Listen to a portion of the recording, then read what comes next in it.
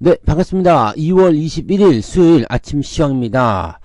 자, 네, 너무 자연스러웠나요? 네. 자, 오늘 설명할 게 많아가지고, 일단은 요런 화면으로 준비를 했습니다. 하나로 다 안 될 것 같아가지고요. 자, 오늘 증시 많이들 주목들 하셨을 것 같은데, 일단은 하락 마감을 했습니다. 특히 엔비디아, AMD 이런 쪽에서 주가 하락이 좀 많이 일어났거든요. 그래서 그런 부분을 좀 짚고 넘어가려고 하는 모습이고요. 자, 시장 흐름을 봐서는, 뭐 되게 걱정스러웠었던 그런, 장중의 분위기가 막판에는 그래도 많이 회복을 해줬네요. 뭐 0.9%, 나스닥이요. 다우지수는 마이너스 0.17. 이 정도면은 괜찮은 거 아니야 싶긴 한데, 일단 다른 기술주와는 다르게 반도체 쪽이 좀 많이 내렸고요. 또 테슬라도 지금 주가가 좀 떨어졌어요. 테슬라 같은 경우는 지금 3% 정도 떨어졌는데 장중에는 한 4%까지 밀리더라고요. 왜 그랬냐 살펴보니까 포드사에서 이제 전기차 가격을 1,000만원 낮추겠다, 뭐 이런 얘기가 나오면서 경쟁사들이 이제 밀고 들어오는 거죠. 그러니까 약간 부담감이 좀 있었던 것 같아요. 자, 내용 볼게요. 오늘 볼 내용들이 굉장히 많더라고요. 자, 지금 보시면, 뭘 봐야 돼? ARM도 5% 이상 급락했다. 엔비디아 시총이 하루 사이에 130조 원 증발했다, 이런 얘기들 나오고 있죠. 지금 다 요거예요. AMD 급락했다, 반도체에서 급락했다. 요거 한번 볼게요. 자, 지금 생성형 AI 최대 수혜주 엔비디아와 AMD가 모두 4%대 급락했다. 엔비디아가 지금 그 정도 내려왔고, 이 반도체 지수도 내려왔다는 얘기죠. 엔비디아가 일단 마이너스 4.35% 하락을 했습니다. 네, 그렇게 되면서, 네, 제법 많이 빠졌어요. 장중에는, 네, 더 많이 빠졌었는데, 그래도 어느 정도 조금, 네, 막판에 좀 올려준 것 같긴 합니다. 자, 낙폭이 최대 낙폭으로 나타났다라고 되어 있는 모습이죠. 네. 엔비디아가 이렇게 떨어진 이유는 무엇이냐? 지금 일단 악재는 없다. 이게 중요한 겁니다. 악재는 없다. 실적 발표를 앞두고서 내일 실적 발표하죠. 실적 발표를 내일이 아니지 오늘 저녁으로 봐야 되겠죠. 실적 발표를 앞두고 현재의 높은 밸류에이션에 대한 의구심이 급부상했다.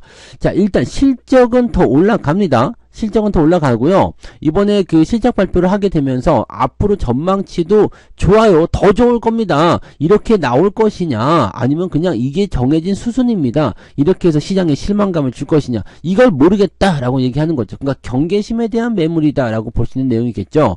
현재의 주가를 합리화할 수 있는 깜짝 실적을 공개해야 이 같은 의구심이 사라질 것이다 라고 얘기를 하고 있는 모습이에요. 2차전지 때와도 조금 비슷한 느낌들 받으시죠? 2차전지 실적이 제대로 나와야지 된다 그러면서 이제 주가 떨어졌잖아요. 근데 얘네들도 정말 실적이 그렇게 나올 것이냐 라는 부분인데, 실적은 정말로 그렇게 나오고는 있는 것 같아요. 그리고 실적의 예상치 자체도 많이 위쪽으로 올라가 있는데, 이거 까봐야지 한다는 얘기죠. 재밌는 거는 이거예요. 실적이 증가했는데 이것이 시장의 기대치를 충족시키느냐 안 시키느냐에 대한 부분이고, 또 사람들이 그것을 그대로 받아들이느냐 안 받아들이냐죠. 제가 월요일 아침 시황에서도 설명 한번 드렸을 거예요. 엔비디아의 실적이 굉장히 중요한 기준점이 될 수밖에 없는 게, 이게 얼마만큼 더 커지느냐에 따라서 지금 현재 많이 올라온 주식에 대한 당위성이 인정되느냐 안 되느냐, 또 그런 것들은 인정하고 안 하고를 떠나서 사람들이 차익 실현을 하고 싶어 하느냐 안 하느냐에 대한 그런 결과물들이 나오게 된다라는 부분이 되는 거죠. 근데 이것이 이제 워낙 AI 쪽으로 해서 치고 올라갔기 때문에 다른 기술주들은 크게 밀리지 않았습니다. 근데 지금 특별하지 않은 그런 종목군들은 크게 밀리지 않았고, 메타, 아마존, 애플, MS, 이런 것들 크게 밀리지 않았어요. 그냥 보합입니다. 근데, 이 반도체 쪽만 크게 밀려 내려오는 모습이 좀 있었다, 얘기죠. 네. 그래서 다른 반도체주들도 일제히 하락했다. TSMC 1% 하락했다. 퀄컴 0.48% 하락했다. 이거는 근데 0.48% 하락했다. 이거 포함시키면 안 되지. 그죠? 네. 그리고 반도체 지수도 1.56% 하락 마감했다. 이거는 크게 중요하지 않아 보입니다. 지금 중요한 거는 AMD, 그리고 엔비디아, 그 다음에 ARM 이런 쪽으로 들어가는 모습들인데, 얘네들 지금 떨어져 있는 모습이라서 약간 좀 부담스럽다. 이 부분 우리가 기억하고 일단은 넘어가자고요. 자, 다음 거 한번 볼게요. 재밌는 게 하나 있었어요. 하이닉스가 당분간 독주한다. 이건 또 뭐냐. 네, 반도체 걱정스러운데 이건 또 기가 막힌 얘기네. 네, 3월 달에 차세대 HBM 세계 최초 양산한다. 당분간은 독주, 이렇게 되어 있어요. 자, HBM은 무조건 필요합니다. AI 시장에서 지금 엔비디아가 실적에 대한 부담감으로 주가가 떨어졌다고 하지만 실적이 증가합니다. 중요한 건 여기에 있어요. 실적이 더 증가해요. 증가를 하고, 뭐, 그냥 1, 20% 증가하는 게 아니라, 몇백 프로 단위로 증가를 합니다. 근데 이것이 나의 예상치를 충족시키느냐, 시장이 그동안 이렇게 주가를 올려놓은 것만큼에 대한 부분에 당위성을 제공하느냐, 여기에 대한 의구심이 있어서 매도가 나온다는 거죠. 자, 실적이 나빠서가 아닙니다. 자, 중요한 건, 하이닉스고 삼성전자고는, 네, 뭐예요? 실적이 좋아지죠. 그리고 시장에 대해서 뭐 주가가 올라간 것도 없죠. 이런 모습들이 있다는 얘기입니다. 그러니까 이런 내용들이 있다라는 것은 미국의 반도체 지수 관련 없이 우리나라 증시 또 올라갈 수도 있는 상황이 됐었는데 지금 이 하이닉스에 대한 좋은 소식을 풀어주는 이유는 뭘까요? 괜찮아. 우리는 올라갈게. 뭐 이런 식의 어떤 밑밥이라고 볼 수도 있는 거겠죠.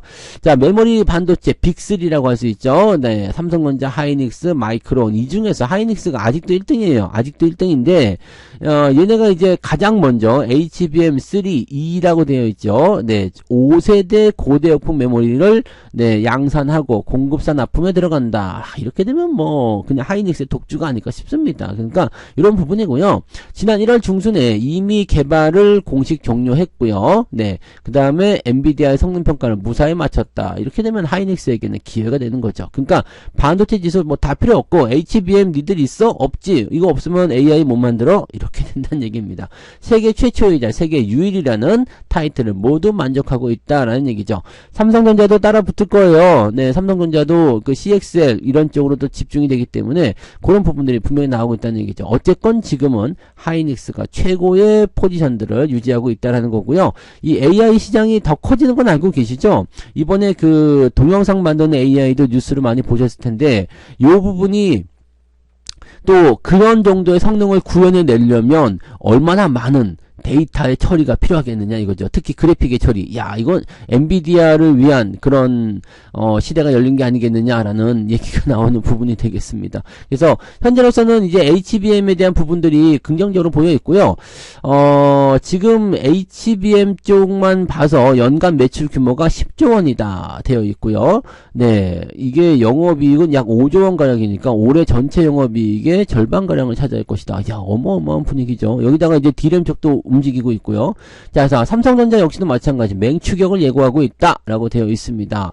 얘네들은 HBM 이것뿐만 아니라 뭐 2나노 관련해 가지고 파운드리 쪽 뭐 이제 사상 최대 실적 나올 것이라는 삼성전자 얘기도 있었죠. 그다음에 이번에 3월 20일이죠. 이 실적 하고 이제 그 발표 그 주주총회를 열면서 이제 앞으로의 더 큰 기대감 비전을 보여주게 될 거란 말이에요. 여기다가 CXA까지 붙어있기 때문에 삼성전자도 아주 장난 아닙니다.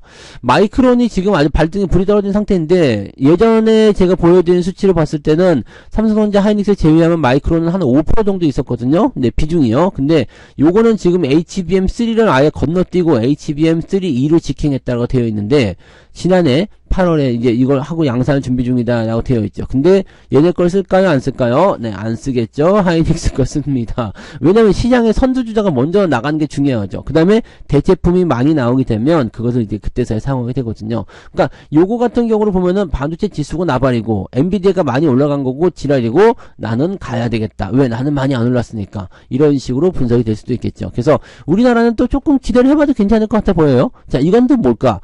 초전도체 테마 이번엔 진짜냐? 야, 신성델타테크가 지금 4200%예요. 이게 지금 3월 4일 날 나온 거 PC 이거 뭐라고 합니까? 뭐라고 읽어요? PC 포스 SOS라고 봅니까? 뭐 소스? 네, 아무튼 뭐 이건데 요거에 대한 실험 결과 발표 이걸 언제 한다고요? 3월 4일 어디 써 있을 건데. 네. 3월 4일입니다. 여기 안 써있네요. 네, 3월 4일날 발표, 여기 있네요. 3월 4일날, 네, 여기에서 요거의 실험 결과를 발표할 예정이다. 그래가지고, 요 LK99에다가 이거를 황을 추가해가지고요. 이게 초전도성을 띈다라고 얘기를 하고 있다고 하는데, 아니, 그러면 LK99는 거짓말이었다는 이야기야? 아니라는 이야기야? 이런 식으로 좀 나오고 있는데, 여기다가 황만 추가하면 이게 또 다시 초전도성을 띈다고? 도대체 저는 잘 모르겠어요. 도대체 저는 잘 모르겠는데, 이 초전도체라고 주장하는 이 부분에 대한 실험 결과가 3월 4일날 발표잖아요. 이게 2주 남았단 말입니다. 2주. 거의 꽉 채워서 2주 남았거든요. 거의 꽉 채워서 2주가 남았기 때문에 기대감이 계속 증폭이 되고 있어요. 이번엔 진짜다. 이거 나오지 않았냐. 왜냐면 지난번에 LK99를 한번 떴잖아요. 세계가 들썩들썩 했잖아요. 근데 여기에서 논문의 저자 중 한 명이 가가지고 또 이제 그 퀀텀 에너지 연구 대표와 또 연구진 등과 여기 미국 학술대회에서, 다른 것도 아니에요. 미국 물리학회 학술대회에서 실험 결과를 발표할 예정이다. 이를 갈았다 이거지. 이번엔 진짜라는 걸 보여주겠다. 네. 야, 진짜일까요? 네. 진짜일까 모르겠습니다. 근데 재밌는 건 이거예요. 신성 델타테크 파워로직스는 단순히 퀀텀 에너지 연구소의 초기 투자자인 그것도 초기 투자자인 LNS 벤처 캐피탈 지분을 일부 소유했다는 이유로 시장에서는 초전도체 관련주를 묶이고 있다. 이거 팔아야 될 때가 온 것 같긴 합니다. 네. 신성 델타테크 파워로직스 저는 둘 다 있거든요. 네, 둘 다 이제 공짜 종목을 갖고 있어요. 네, 수익률이 네, 어마어마. 특히 신성 델타테크가 네, 보셨죠? 4200%. 아, 이게 무지막지한 네, 수익률이 나와서 만약에 이게 상한가 마감이었기 때문에 추가적으로 또 올라간다 그러면 네, 뭐 5000% 나올 것 같죠? 네. 뭐 요즘에는 상한가 한번 칠 때마다 그냥 1000%씩 뛰어 그러니까 무지막지한 상승률이 나오는데 아무튼 네, 요거는 시험 결과가 어떻게 나올지는 모르겠습니다만 기업들이 너무 뛴 건 맞아요. 그래서 거기에 대한 주의는 충분히 좀 해야 되지 않겠는가라고 생각 좀 해봅니다. 무리하게 따라가는 전략들은 안 세우시는 게 맞을 것 같아 보여요. 네, 그 부분 참고하시면 되고요. 일단 뭐 되게 시끄러운 부분들 많이 있었고요. 또 밸류업 프로그램 진짜 만족시킬 수 있나? 네, 이런 얘기도 있잖아요. 26일날 발표합니다. 다음 주 월요일이에요. 26일날 발표가 되는데 금융당국이 코리아 디스카운트, 즉 국내 증시 저평가 해소를 위한 요 방법을 발표한다는데 여기서 재밌는 게 이거예요. 지원 방안입니다. 지원 방안인데 어떻게 할 것이냐인데 세부안에 따라서 조정폭이 클 수 있다는 전망도 제기됐다. 즉 쉽게 얘기하면 기업의 밸류업을 해소시키기 위해서 이것을 만들어내기 위해서는 대폭적인 지지가 있어야 된다는 얘기인데 뭐 세제에 대한 어떤 개편이 되든 아니면 주주 뭐 확정해가지고 뭐 주주 환원에 대한 부분을 더 강화시켜가지고 외국인 투자를 끌어들인다든지 아니면 공적 자금을 투입한다든지 뭐 이런 여러 가지 부분들을 통해서 어떻게 나올 것이냐 대충 느낌은 오죠. 대충은 느낌은 오는데 이것이 과연 또 만족시킬 수 있겠느냐요. 지금 최근에 나타나는 부분들은 뭐냐, 주가가 많이 올라온 것에 대한 부분들이 정말 이것이 당위성을 만들어낼 수 있는 것이냐라는 부분인데 현재로서는 이 정책적인 부분이 장기간으로 이어지기 위한 강도가 중요하다 이렇게 얘기를 하고 있는 거죠. 즉 정책의 그 부분들이 발표로 끝나는 것이 아니라 지속적으로 연결될 수 있도록, 즉 저평가 국면에 있는 것들을 해소시킬 수 있도록 이게 가능하겠느냐라는 부분인 겁니다. 현재로서는요, 주요 투자지표인 PBR, 자기자본이익률 등 시가총액 및 업종별 비교를 공시한다. 뭐 이거는 좀 외국인 공시를 통해서 외국인들 끌어당기겠다 이런 얘기도 있었죠. 그 다음에 기업가치 개선 계획 공고 견포. 그러니까 니네들 기업 가치를 좀 끌어올려라. 니네들 이거 너무 저평가돼서 안 되겠다. 즉 이런 것들은 유보율이라는 이런 것들 활용해서 주주들한테 더 돈을 많이 줘라. 네, 이런 식으로 돈 많이 주는 기업들 싫어하는 사람 없잖아요. 그러니까 그렇게 하는 거. 그 다음에 뭐 상장지수 펀드 도입. 여기 상장지수 펀드에 도입을 하게 되면 패시브 자금, 즉 추종 자금들이 들어오게 되죠. 네, 그런 부분들. 그래서 공적 자금 투입을 위한 부분들은 이것도 필요할 것 같긴 해요. 저평가 종목들. 근데 이미 증권사에서 팔아먹고 있지 않을까? 라는 생각도 좀 해보고요. 그러니까 지금 내용이 일단 예상치에 대한 부분들만 있기 때문에 구체적인 방안들이 아직은 없잖아요. 그렇기 때문에 여기에 대해서는 아직까지 우리가 확신하기가 좀 어려운 거예요. 저평가 종목군들은 주가가 크게 올라오지 못했었던 상황들인데 이번에 이것을 만족시킬 만큼의 대단한 어떤 게 나타나면 주가가 지금도 이게 이례적으로 많이 올랐잖아요. 그러니까 원래보다 조용하던 애들인데 정말 시끄럽게 올라갈 수 있겠는가? 거기에 대한 부분들, 그런 것들이 약간 의심스럽죠. 그 다음에 총선이 있다라는 거, 네, 주주총회가 있다라는 거. 그렇기 때문에 이 주주 환원 정책과 배당 정책, 뭐 행동주의 펀드의 뭐 어떤 제한 증가, 그다음에 밸류업 프로그램 이런 걸 해가지고 저평가 기업들에게 더 많은 기회를 주지 않겠느냐, 뭐 등등의 여러 가지 얘기들. 이렇게 되면은 또 이것도 괜찮다 생각이 들 수도 있거든요. 그러니까 아직은 감을 잘 못 잡겠는데 조정이 애매하게 지나가면, 네, 조정이 막 깊게 들어오거나 막 그런 거 아니면, 정말 쫄린다 이런 느낌 아니면, 네, 한번 개겨보는 것도 나쁘지 않을 것 같다는 생각이 좀 듭니다. 그리고 이번에 배당락 같이 있기 때문에 아주 혼란스럽습니다. 그러니까, 만약에 밸류어 프로그램에 대한 실망감을 떨어졌는데 배당락까지 엎친 데 덮쳐버리게 되면, 진짜 낙폭이 세게 나올 수도 있거든요. 그래서, 거기에 대한 전략은, 뭐, 분할 매도로 접근하시던, 아니면은, 그냥 주가가 올라가 버린다라면, 한번 그냥, 고를 외치는 것도 저는 나쁘지 않은 것 같다는 생각이 좀 든다는 얘기죠. 뭐 그런 정도로 보시면 될 것 같아요. 이게 중요한 부분인데 지금 뉴스를 꽉 채워서 보면은 이런 것들이 다 들어가 있는 모습이에요. 그래서 이런 내용들이고 기업들 실적이나 뭐 금리 인하 뭐 이런 것들은 어디론가 사라지고 없죠. 네, 그런 것들은 지금 중요한 게 아니야. 뭐 이렇게 얘기가 나오는 부분이 아닐까 생각합니다. 네, 그래서 그런 정도들. 네, 자 지금 종합해서 살펴보면은 뭐 그렇게까지 나쁠 건 아닌 것 같아 보여요라고 얘기가 되어 있는 것 같아요. 그죠? 네, 지금 엔비디아나 이런 쪽이 너무 올랐다. 그다음에 우리나라는 저 PBR 종목이 너무 올랐다. 너무 올라온 종목들이 걸고 있는 기대감에 대해서 과연 만족시킬 수 있겠는가? 이 자신이 있나? 요거에 대한 부분들이다라고 생각하시면 된다는 얘기입니다. 그런 정도고요. 하나만 더 볼까요? 최장기 바이코리아 외국인들 너무 많이 사죠. 외국인들 한 달 동안 8천억 쓸어 담아 뭐 이렇게 되는데 이건 뭐야? 코스피 200 종목을 연속 순매수했다 이거. 네, 시장 전반에 걸쳐서는 지금 거의 7조 원 가까이 샀습니다. 어제까지 해서 6조 7천억 샀어요. 그러니까 무지막지하게 매수 많이 들어온 겁니다. 지금 외국인들 같은 경우는 네, 예전에 제가 제시해드렸던 게 있죠. 주가가 상승하기 시작할 때 외국인들의 매수가 강하게 들어올 거고요. 그렇게 들어오기 시작하면 이게 짧게 끝나지 않는다. 그러니까 이번에 랠리가 제법 세게 갈 수도 있는 거죠. 그러니까 이런 부분들을 우리가 참고해 볼 필요가 있을 것 같고요. 요거 배당 세율 요거 만약에 손본다 그러면 괜찮을 것 같아요. 저 PBR에서 이제 주주환원 정책. 자, 뭐 연 2천만 원 초과 때 이거 금융소득 에 대한 이자 소득에 대한 그 배당 소득 세율이잖아요. 여기 때문에 이제 뭐 세금을 더 낸다 뭐 이런 거 있는데 이것도 좀 없애야 한다 이런 부분도 있고 아니면 낮춰라. 그리고 배당 소득 같은 경우도 지금 15% 정도 뛰어가는데 이것도 좀 손봐라 뭐 등등등. 네, 배당 성향 높여라. 네, 이런 거. 네. 앞으로 뭐 배당금이 계속 커질 텐데요. 그렇게 되면 외국인들이 이제 관심을 좀 많이 가지실 필요는 있겠죠. 그래서 그런 부분들이 있을 것이다라고 봐주시면 되겠습니다.